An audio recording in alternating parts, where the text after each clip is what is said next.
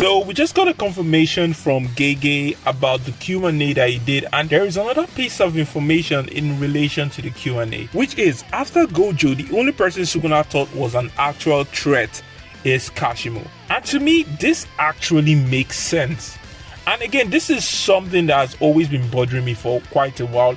And again, in this video, I want to also point out the fact that the literal threat that Sukuna should have actually been looking out for was Yuji, and it was simply because of Sukuna's pride and because of the fact that he kept on looking down on Yuji. That was the reason why Sukuna in fact lost the battle. So before I start this video, guys, welcome. My name is Richard from News11, back again with another video, and in today's video we want to talk about the new statement that Gege just said. So please and please and please, if you like my video, please consider subscribing, consider sharing, and also consider liking the video. That will really go a long way. We're trying to grow this channel and I will 100% appreciate that. So going into everything, the first thing I want to say is with the Kashima section. Now it actually makes sense because firstly, we have to understand that Kashima was known to be the strongest in his own era. It would make sense for Sukuna to take him as a legit threat, because we have to take into consideration that for you to be the strongest in your era, you have to be very strong. It would be very stupid for Sukuna to downplay Kashima without knowing what Kashima is really capable of. So definitely that would make sense that after Gojo, the other person that Sukuna would have had to look out for would have been Kashima. If you have the chance, reread JJK again, because you will get so many things that you missed. That's the reason why Sukuna reverted when Kashima came, because it would make sense that at that point, in order for him to fully fight someone like Kashima, it would have to be at 100%.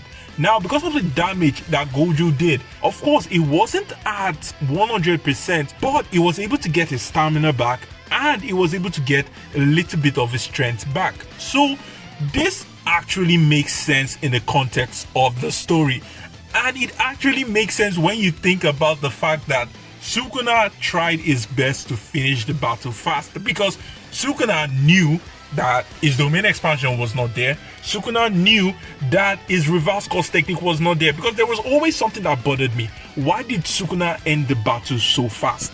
And that was because he himself knew that the more he prolonged the battle, the more the battle is going to be a disadvantage for someone like Sukuna. And now, the other thing I want to talk about is why I feel Sukuna should have in fact looked out for Yuji instead of Kashima. Now, the first thing is Yuji's soul attack. And this is something that I found dictates the rest of the battle. When Sukuna knew that Yuji was capable of soul attack, he should have taken Yuji out of the battle immediately. And to me, I feel that this is Sukuna's biggest mistake, and this was the reason why he mainly lost the battle. Now let me explain.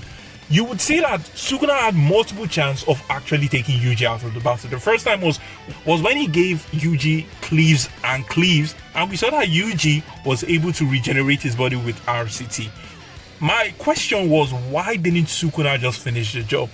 Well, it was actually stated in the story that Sukuna in fact wanted Yuji to suffer, so that was the reason why he kept him alive. And to me, I feel that was what sealed Sukuna's defeat, because let's think about it for a second. Imagine if Yuji was out of the picture. Then, firstly, nobody will be able to attack Sukuna's soul. Yuta would have gone into the domain expansion with him and Rika, and that wouldn't have been enough. And let's say that in that kind of situation, Maki followed Yuta into the domain, because there is no way Maki would have caught Sukuna off guard without the help of Yuji. Sukuna still would have won the battle. Sukuna still would have won the domain clash, because Yuji was just that important. The fact that Yuji kept on shaking Sukuna's soul was what made Yuta in fact able to land the sure hit attack of his domain expansion. And when we take it down the line, you just start to see that really the reason why Sukuna lost was mainly because of Yuji. If Yuji was not there, that would have been the end of the show. The fact that Sukuna started regaining his RCT, the fact that he almost started regaining his domain expansion, but because of Yuji's soul punch attack, he kept on reducing the effect of the black flash that Sukuna had been landing. And you get to see that, yeah, Sukuna in fact screwed himself over. If he had taken Yuji out of the battle, then I strongly believe that he would have won the battle. Nobody would have stopped him.